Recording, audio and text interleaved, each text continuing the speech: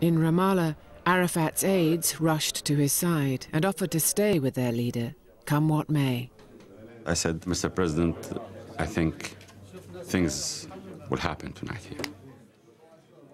And then the president took 15 seconds and he looked at me and said, no, if this will happen, you're no good for me here. I want you outside. I leave, and then minutes outside Ramallah, I began seeing tanks, tanks, tanks.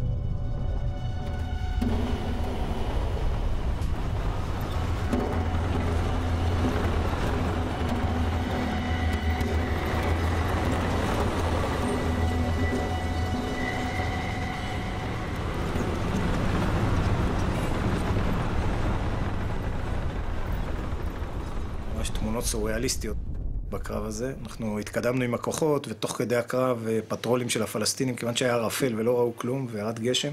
נכנסו ממש לתוך השורות שלנו, ולקח איזה כמה שניות לדעת מי זה מי. המדים שלנו גם קצת דומים.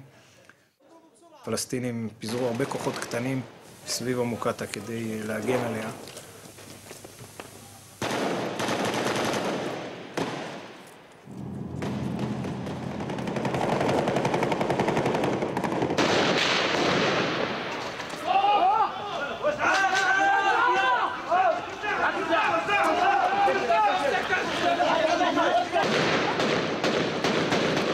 החלק היותר קל היה להשתלט על כל הכוחות שהפלסטינים, ההשתלטות על העיגול הרחוק הזה הייתה די מהירה.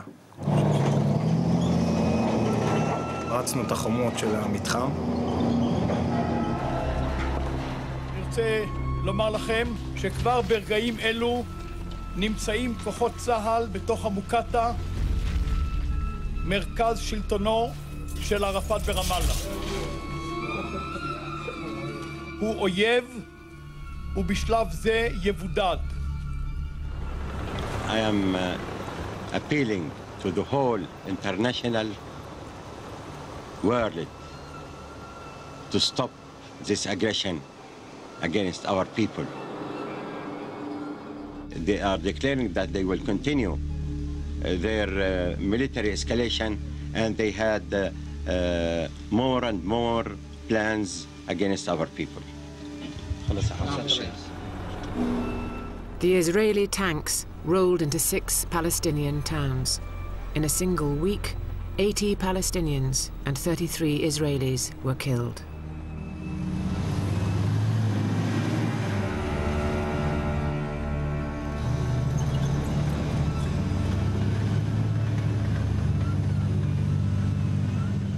Sharon had said that no one can see Arafat. And so I thought, as the representative of the President of the United States, he can't tell me I can't see Arafat. So we saddle everybody up, all my security guys in their SWAT gear, and we go out to Ramallah. We pulled up in 2 SUVs, armor-plated, and to the right was a building that the Israelis had occupied. You can see the Israelis up there with their sniper rifles.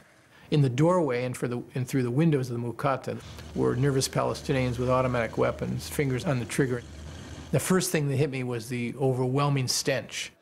Dark, foul-smelling, maybe 100, 125 people. I was told 2 lavatories. And I thought, God, what am I going to find in Arafat? So when I walk into the room, he's at one end of the table with an AK-47 at the table. And I said, Mr. Chairman, how are you? And he looked up, and he looked better than I've ever seen him. I mean, he looked more alive, alert, bright. He said, I am under siege, I am under siege. And I thought to myself, this is the environment he loves. I mean, this is the old revolutionary. Zinni made a last-ditch attempt to get Arafat to start the ceasefire process by calling off the suicide bombers. But he faced a Palestinian leader unwilling to compromise. He looked at me and he said, I am a general like you. I am the only undefeated Arab general. No one can defeat the Palestinian people who are defending the holy, sacred Christian and Muslim holy places. And we are here to defend it, and we are ready to die to defend it. For almost a week, the Palestinian leader, Yasser Arafat, has been trapped. The violence in the Middle East continued unabated. The only world leader with the authority and influence to make a difference at this perilous hour is the President of the United States. People are suggesting that President Bush himself should make some kind of personal intervention. President Bush called his national security team to the White House. The president felt strongly that he had to do something more, and he wanted me. He asked me to go to the region. My colleague Don Rumsfeld said, let's not waste colon. He's going to, just be, burned up over there. Rumsfeld's view was, why send him on a fool's errand? Nothing can happen here. And Mr. Cheney didn't want to deal with Yasser Arafat. So they both came at the president saying, no, don't send the secretary out there. But the president had other considerations. The president looked directly at Secretary Rumsfeld and said, if you think about the other things that we want to do in this region, and the implication was very clear that he was talking about what the administration wanted to do in Iraq, it is really important that we be seen as on the right side of the Palestinian issue.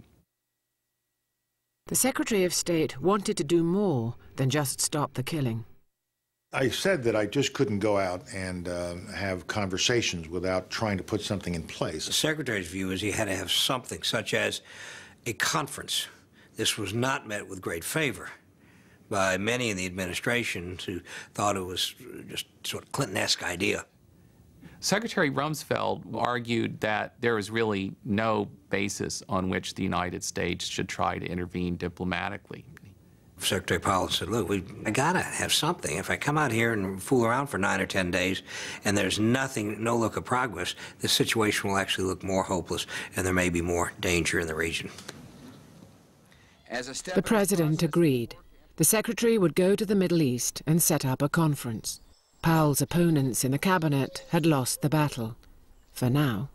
I ask Israel to halt incursions into Palestinian-controlled areas and begin the withdrawal from those cities it has recently occupied. Ariel Sharon was not withdrawing. His army was poised to attack the place which had produced more Palestinian suicide bombers than any other. The city of Jenin. היו גם תדריכים אחרים, אני יכול לצטט בדיוק את המ"פ שלי שאמר בשיחה לחבר'ה שבנגמ"ש שלו, חבר'ה כנסו לנגמ"ש, אנחנו יכולים לזיין אותם. והוא לא מנע מי זה אותם.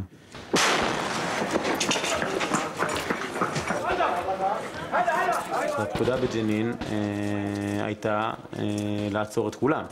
מה זה את כולם? זה כל גבר בין גיל 15 ל-40.